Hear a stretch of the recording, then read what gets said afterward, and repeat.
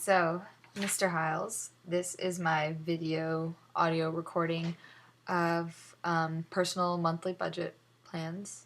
So, yeah, um, based on the fact that I only plan on getting a bachelor's degree, that means I'll earn about $5,250 a month. And then, which income tax wise, automatically get rid of 1,575. With food, I plan on doing the lunch out 3 times a week, dinner out twice, because I'm not really a cook. So, plan on going out a lot, which is $350 taken away. Housing, I do want a house. I don't want to live in an apartment. So, a house to rent that is 2 bedroom, 1 bath, and 1 car garage is $1,600. And then utilities wise is $250. My phone plan currently is $150 a month. The cable, according to this chart, is $100. Clothing, I only plan on spending like $100 max. I don't shop that much for clothing, so even $100 is kind of a lot for me. Entertainment is about $100, so that's like going out to see a movie is like $10, or like a baseball game, depending on your seats, is like $25. For medical stuff, I was thinking like $150, and that includes like if I need aspirin, if I get sick and need to go to the doctor and get like prescription medicine or something. So that's a $150 a month. That's if I get sick like every month. So yeah, like $150 a month for medicinal reasons. $50 on grooming. I don't get my nails done that often. I don't get my hair done that often. I barely wear makeup, so $50 should be plenty for all of that stuff. I used, instead of using the charts that you gave us for car loans and stuff, I used the actual information I have on my car currently, which is $200 loan payment, and then $120 for my car insurance. That's $120 a month. Yeah, that might not be right. I think it's $120. I'm not sure. But yeah, and then $100 for gas because I drive a Jeep and that's a gas guzzler. So if I use, it takes me, I can fill up usually every week and a half, and $50 usually gets me to almost full. So I figured $100 should be plenty for gas. That saves me. So with a bachelor's degree, I'd be earning $5,250 a month. All that money combined is about $4,845 a month used, which leaves me $407 of extra surplus. I actually plan on putting $200 of that away into savings. So $200 automatically goes into savings, so that leaves me with $207, which I would use as my emergency money. My mom and my parents personally always have emergency money that monthly they store away in like a sock drawer or something, so just in case something ever happened, they would have a little bit of money. And so that's going to be my emergency money. So technically, I balance out perfectly, which is nice. So on to the reflection questions. What are the benefits of a budget? With a budget, you really force yourself to not overspend and not use all your money. And it's kind of like having a plan or like a to-do list. Like you can check it off when you pay your bills. You can check it off when you use so much money, and it forces you to be economically sound with your own money.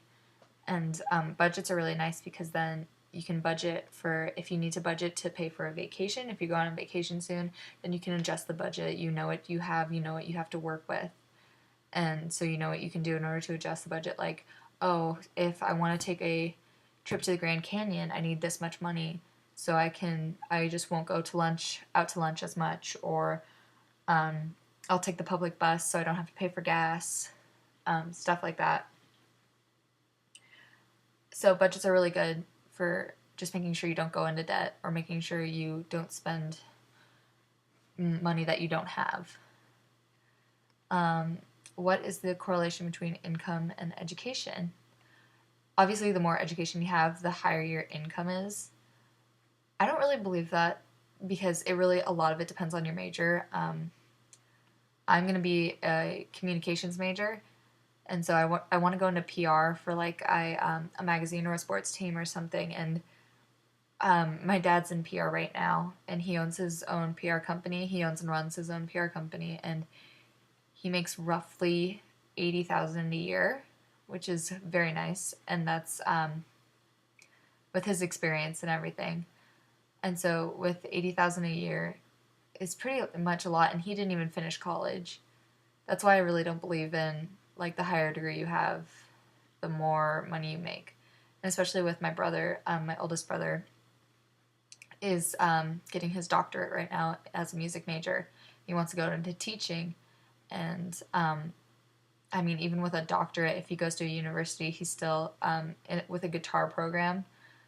He has professors who are doctorates at USC currently, who also work at Fullerton and Loyola Marymount University because they don't make enough money at USC. So I know that even if you have a doctorate, it really mostly depends on your major. So, or what you do with it. So I don't really believe that there's a true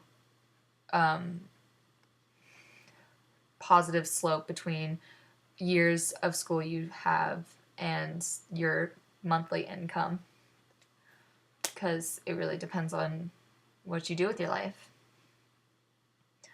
Do you see yourself making a budget after you graduate? Absolutely, because I'm horrible with money, and if I don't make a budget, I know I'm not gonna do well, and I'm gonna be crawling back to my parents for money, and they're not gonna give me money because they already don't give me money. So I know I'm going to have to make a budget. It's gonna suck and it's gonna be hard, but I know I absolutely have to, and I've already planned on making a budget anyway. What did you cut from budget in order to pay for health insurance? After having created a budget, can you now see why many young people choose not to pay for health insurance?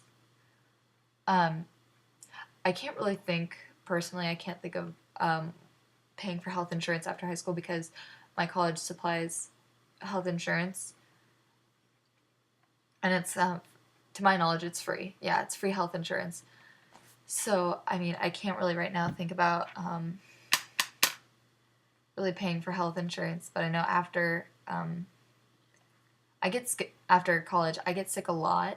I mean, I get sick a lot, and I have a history of injuries, so I know I'm going to need health insurance. And hold